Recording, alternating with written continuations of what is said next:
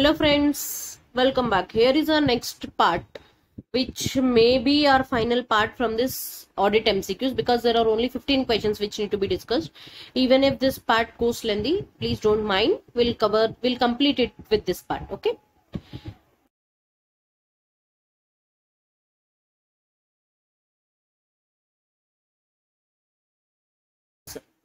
He developed a specialization in respect of matters relating to income tax and has got various clients to whom he was advising. Other than the taxation work, Vimal was also good in accounting matters, but he could not develop his business. The clients, the accounting services over the period. His businesses or clients over the relating to this accounting services. He used to represent his clients in respect of income tax returns. For one of his clients, he, as an authorized representative, prepared the return of income and furnished the same and other required documents to the assessing officer. What are the other required documents? The particulars of account, statement, and other documents applied by him to the by the SSC for the preparation of the return. So these are the other documents which were given to him. He had also conducted an examination of those records and submitted a report on the scope and the results of his examination. The SSC in this case was a very old client of Vimal and also used to pay him a very good remuneration. In order to provide some benefits to the SSC, Vimal provided certain information to the assessing officer which was found to be false later on. In the given case, which of the following options should apply? So which of the following options should apply? We'll go through the options and we'll decide the final one. Okay. Option A says, since Vimal only acted as a representative of the SSC, he cannot be held liable. The SSC is the primary person responsible, and accordingly, the SSC would be liable to rigorous punishment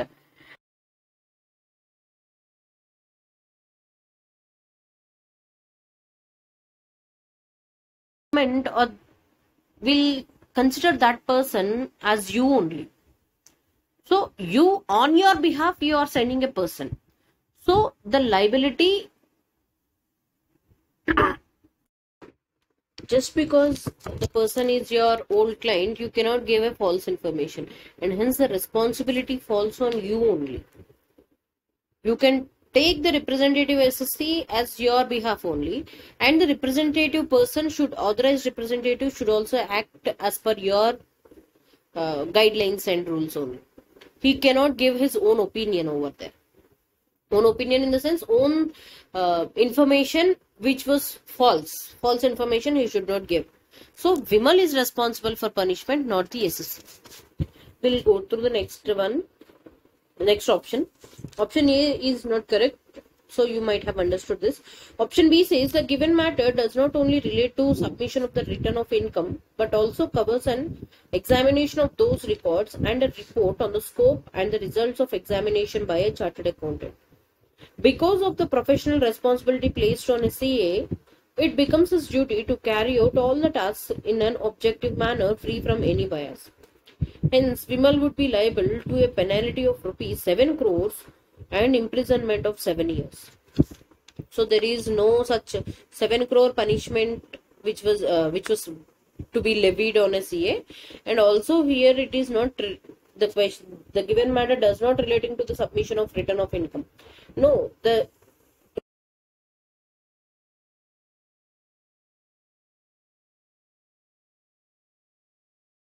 he has received a notice, and now Vimal is giving some false information without the knowledge of the client. Considering that the client is an old client, he thought that he is doing a favor, but now he has incurred some penalty. So Vimal would be liable to rigorous imprisonment, which may extend to 7 years and to a fine. So option C is the correct option.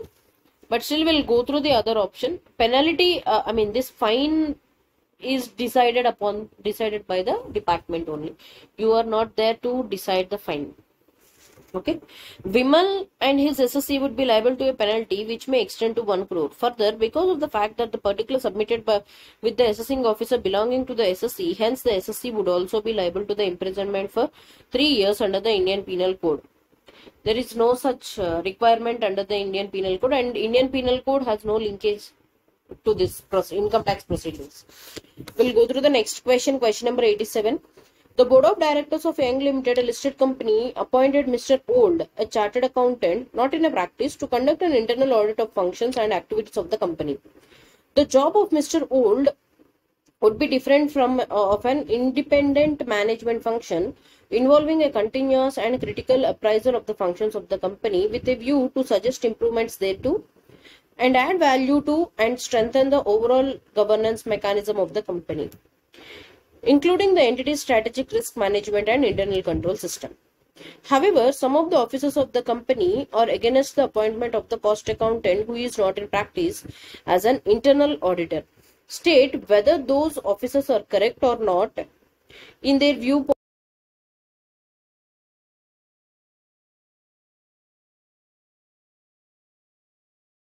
Either a CA or a cost accountant.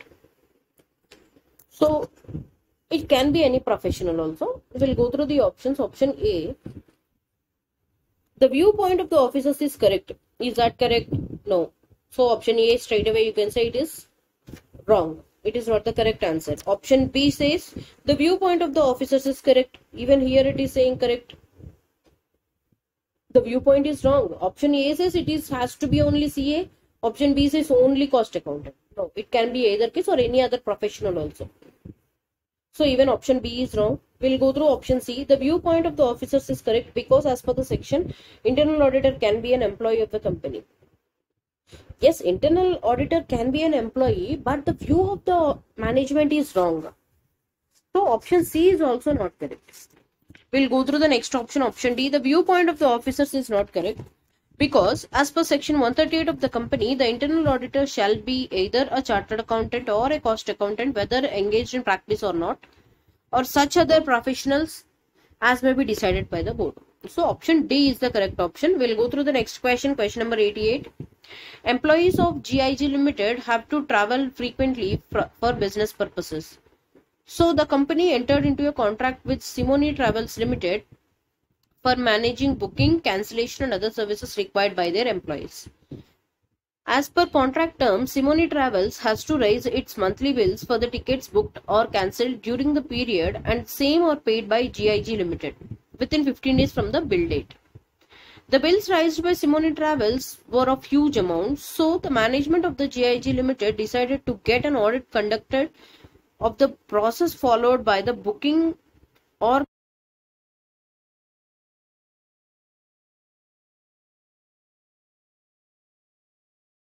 management should opt for. It is an operational audit.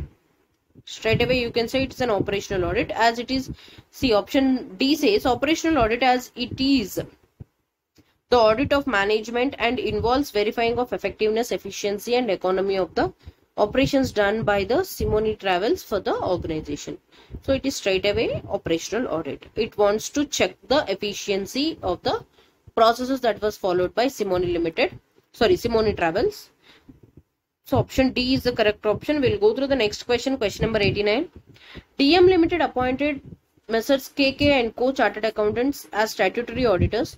The statutory auditors found the internal audit function reliable and effective. The statutory auditors assigned the task of assessing the inventory levels of a few branches where the statutory auditor believed that there might be some risk of material misstatement to one of the internal auditor, Mr. Ryan. Since the internal auditor had recently done such assessment as part of their internal audit program, therefore, the statutory auditor believed that they could rely on the former's report. Besides this, because of the paucity of the time, the statutory auditors also requested internal auditor Mr. Ryan to help them in some paperwork, including audit documentation.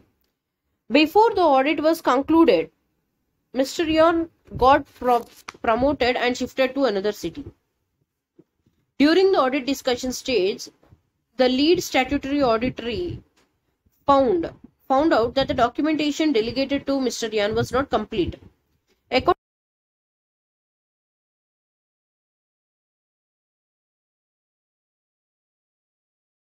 satisfactory.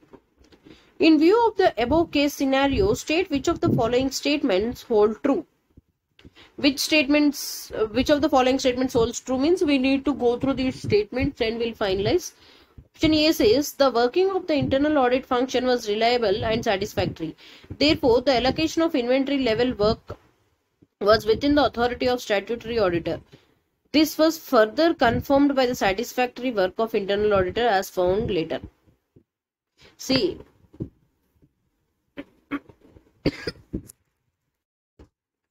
statutory auditor found that particular verification of inventory is material, and then if he finds anything material, he need to go through it on his own. He should not delegate such work to an internal auditor.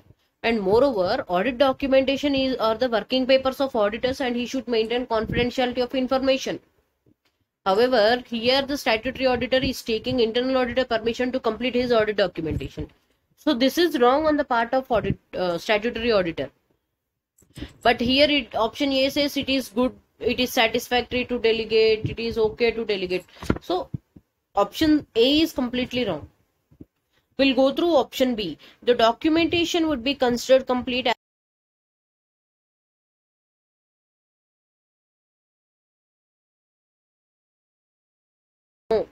Audit documentation has to be completed by the statutory auditor. He just can't say that I have delegated work to internal auditor. He went because of promotion. He has left his work incomplete. It is your duty to complete the audit documentation, and moreover, you should not delegate such work to others.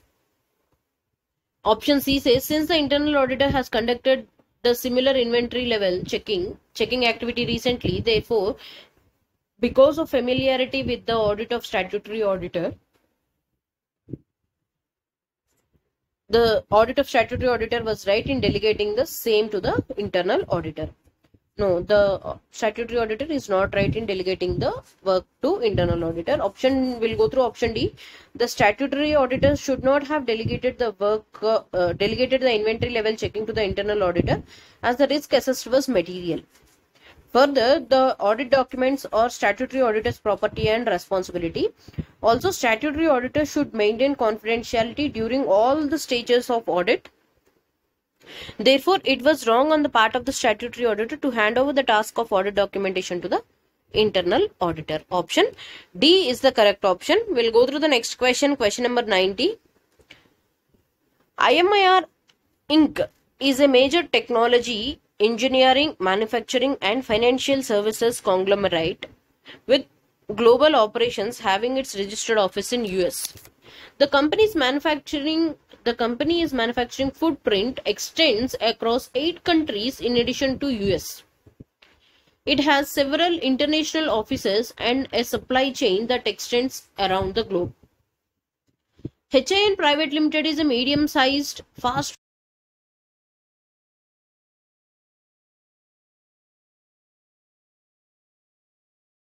and power distribution equipment manufacturing.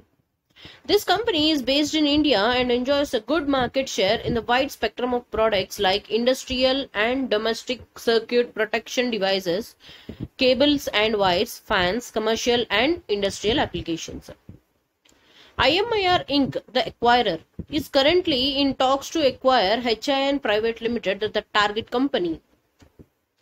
The initial price have been agreed for the acquisition of the business based on the net worth and the profitability of the target company, with an assumption that all contingent liabilities of target company impacting its future business have been considered. The acquirer appointed a firm to carry out the financial due diligence review of the target company and advised that the firm should strictly work as per the scope.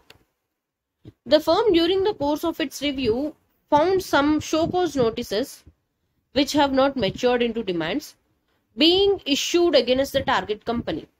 The firm also found that there were that there could be a potential high value labor claim which may arise out of the negotiation which was going between the target company and the labor union, and the labor wage agreement has already expired.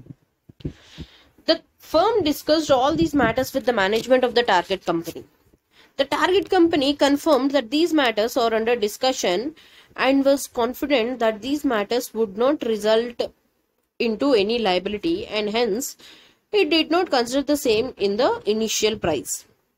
The firm, after its discussion with the target company, reported these matters to the acquirer. In the given situation, please suggest which of one of the following should be correct. We'll go through the options.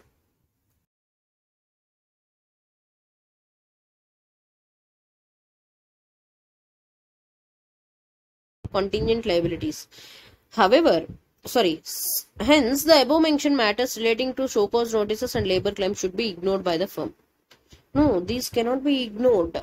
Contingent liabilities, you can assume that contingent liabilities can be any other claims, but the target company has to disclose all these things. Okay, we'll go through the next option. In the given case, the initial price between the target and the acquirer is already set, which includes the impact of contingent liabilities. However, since these matters have not been considered by the target company in the initial price, it would be appropriate to consider the impact of matter relating to labor claim as that may result in liability in future, but the matter relating to show cause notice should be ignored.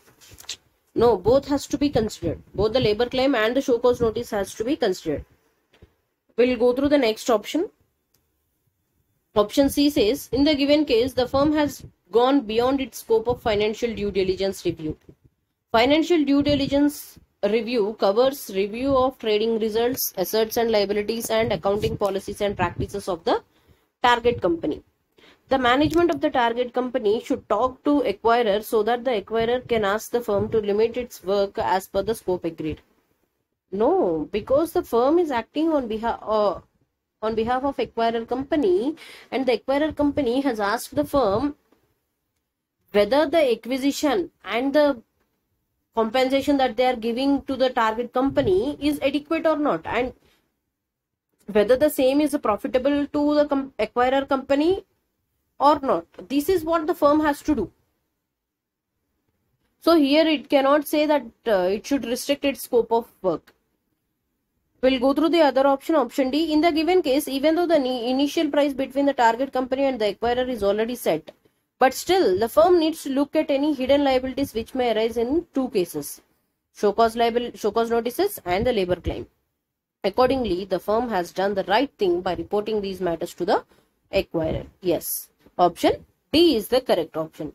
It has to report these two to the acquirer company, and in case of any changes, they will look forward. It is the responsibility of firm to report to the acquirer.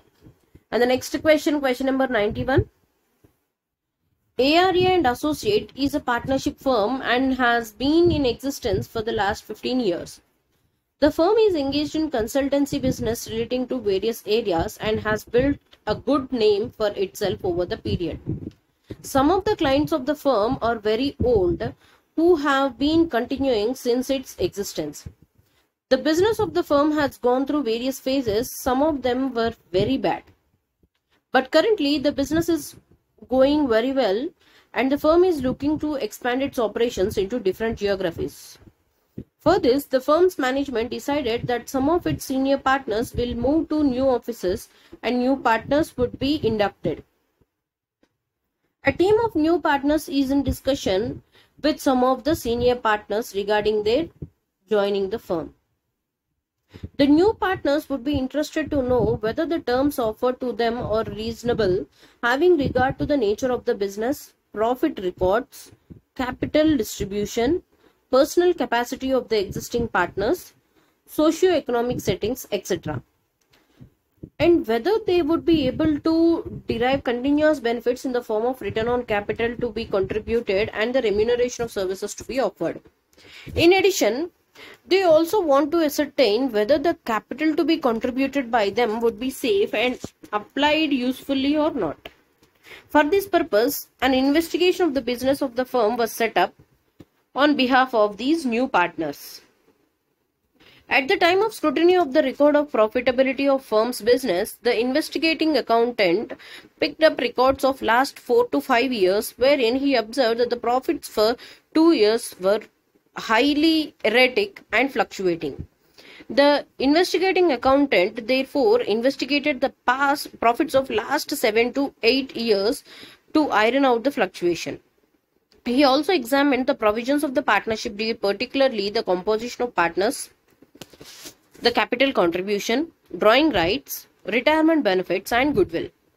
He also asked for details of jobs or contracts in hand and the range of current clients of the firm for his examination. Some of these processes of the investigating accountant were not found appropriate by the senior partners of the firm, and they advised the investigating accountant not to go beyond his scope. Please advise which of the above mentioned processes of investigating accountant is or not appropriate, and what improvements or changes are required in his approach. His approach seems to be correct, but still we'll go through the options. Option A says the investigating accountant should not have asked for the records of the profit of last 7 to 8 years. 7 to 8 years, as that would be too much of the information for his review. Also, the details of jobs, contracts in hand, and the range of current clients of the firm are confidential and hence does not get covered in his scope. So, the viewpoint of the senior partners is wrong, as relating to this option A says that the investigating accountant should limit his review. No, because he has been appointed on behalf of the new partners who are going to join. So he's ironing out all the fluctuations in the profits, what were the expected profits. These are the approach that was followed by the firm investigating accountant is absolutely correct, because he is working on behalf of new partners, not behalf of senior partners. So he'll go through each and every point sincerely. We'll go through the next option. Option B says, after finding 2 years which were unusual because of the profits during those 2 years are highly erratic and fluctuating, the investigating accountant should have reported the matter to the new partner instead of asking for more details relating to the profits of last 7 to 8 years. Also, he is not required to examine the provisions of the partnership deed, as these details would have already been discussed with the new partners and they have already checked that. So that doesn't matter. Even if they have checked, you need to again ensure that these particular points of partnership deed or has been understood by the new partners and they are okay with those things. And there can be a chances that because of the market situations and the geographic conditions, profits of 1 or 2 years may fluctuate. But if you go through from the last 7 to 8 years, like how the investigating accountant has performed his audit, his review, that's fine. You are looking forward from the last 8 years. So you will understand the trend of profits that are going to increase. Just because few uncertain events that happens once in a while, that doesn't matter that the company, suppose suddenly the company is incurring some losses. That doesn't mean that the company is performing bad. There can be some uncertain situations. There can be a huge fire accident that has been gone through, or the market has heavily fluctuated. See, like because of COVID, businesses have been remained shut down for nearly 4 to 5 months. So that really affects their profits. So these are some occasional situations. So because of this, the investigating accountant has performed his review from the last 7 to 8 years. Okay. This option B is also wrong. We'll go through option C. The processes of investigating accountant looks completely reasonable considering his scope of work. Further, no changes are required in his work approach. Yes, this is what we have understood earlier. Option C is the correct option. We'll go through the other option also. At the outset, it can be said that investigation in the given case was not required. However, even if the new partners decided to carry out the investigation, it should have been limited to mainly inquiring processes by the investigating accountant. The investigating accountant could have also reviewed the manner of computation of goodwill, which doesn't seem to have been performed on the basis of above mentioned facts. So, it is saying that it is not initially it is saying that this particular investigation is not at all required only. Okay, so the approach of the the question is mainly speaking about the approach of the investigating accountant. So option C is the correct option. We'll go through the next question. Question number 92. AB Limited, which is based in Mumbai, is in the business of manufacturing leather products since 1995 and wants to acquire FC Leathers Private Limited, which is based in Pune and engaged in the business of selling leather products manufactured by different companies. Before acquisition, AB Limited wants to get a due diligence review to be done of FC Leathers. AB Limited appointed S&S Associates for conducting overall due diligence of FC Leathers. During the review of the accountant asked FC Leathers to provide financial projections of the company for next 5 years. But FC Leathers refused to provide the same and claimed that the financial projection is not part of due diligence review. Whether the objection raised by the management of FC Leathers is correct? No, it is not correct. Give reason. Because due diligence refer to examination of potential investment to confirm all material facts. Okay, we'll go through the options. Option A says the objections raised by FC Leathers is correct. Is that correct? No, it is not correct. We have already identified that. And option B says the objection raised by FC Leathers is not correct, as due diligence refers to an examination of potential investment to confirm all material facts of the prospective business which a company wants to acquire, and financial projection is a part of the same.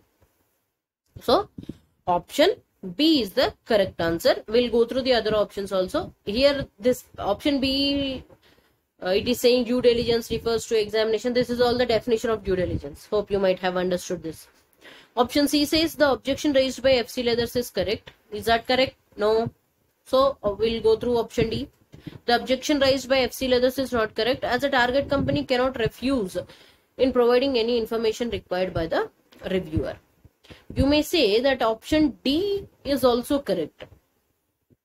But see, here the question is whether financial projection can be taken into consideration while performing due diligence. So we are going with option B. Okay, hope you are clear. If the investigating accountant asks for any other information which is beyond due diligence, then you can say that the viewpoint or the objection raised by FC Leathers is correct. Hope you are clear. We'll go through question number 93. CAD, a chartered accountant in practice, availed of a loan against his personal investments from a bank. He issued 2 checks towards repayment of the said loan as per the installments due. However, both the checks were returned back by the bank with the remarks insufficient funds. As per Chartered Accountants Act 1949, under which clause CAD is liable for misconduct. Under which clause he is liable? He is liable under clause 2 of part 4 of first schedule of Chartered Accountants Act 1949. This is a straightforward question from professional ethics. Okay. We'll go through the next question. Question number 94. CA Intelligent, a chartered accountant in practice, provides part-time tutorship under the coaching organization of the institute. On 30th June 2020, he was awarded Best Faculty of the Year as gratitude from the institute. Later on, CA Intelligent posted his framed photograph on his website wherein he was receiving the said award from the institute. As per the Chartered Accountants Act 1949, under which clause CA Intelligent is liable for misconduct? It is clause 6. Clause 6 of part 1 of first schedule of Chartered Accountants Act 1949, because he is a CA in practice. So it is relating to the first schedule, part 1, clause 6. Hope you are clear. These are the straightforward questions which was given from ICAI study material. This is merely from professional ethics. Those part schedules were given, no, CA Act schedules. Straightforward question from there. Question number 95. Mr. Hopeful, an aspirant CEO of aspirant student of ICAI, approached Mr. Vitti, a practicing chartered accountant, for the purpose of articleship. Mr. Vitti, the principal, offered him stipend at a rate of 2,000 per month to be paid every sixth, along with the interest at a rate of 10% per annum, compounded monthly, to compensate such late payment, on the plea that cycle of professional receipts from clients is 6 months. Mr. Hopeful agreed for such late payment in the hope of getting extra stipend in the form of interest. Mr. Vitti, however, used to disburse salary of all of his employees on time, as per Chartered Accountants Act 1949, under which clause Mr. Vitti is liable for misconduct. It is clause 1 of part 2 of second schedule to the Chartered Accountants Act 1949. These are all the straight questions from the professional ethics. If you want me to discuss it again, please comment. I will reply you. I'll rediscuss the point. Okay, since the video is getting prolonged, it is beyond 30 minutes, we'll end up over here and we'll continue the balance 5 questions and questions which were raised to me as doubts. We'll discuss it in other part. That's all for today. We have completed 95 questions out of 100. We'll complete the 5 also. No problem. Don't worry. We'll complete it on time. If you find these videos helpful, please do like, share and subscribe. Please, if you are a new person who is watching these videos and who have not subscribed till now, please subscribe. Okay. Thanks for watching.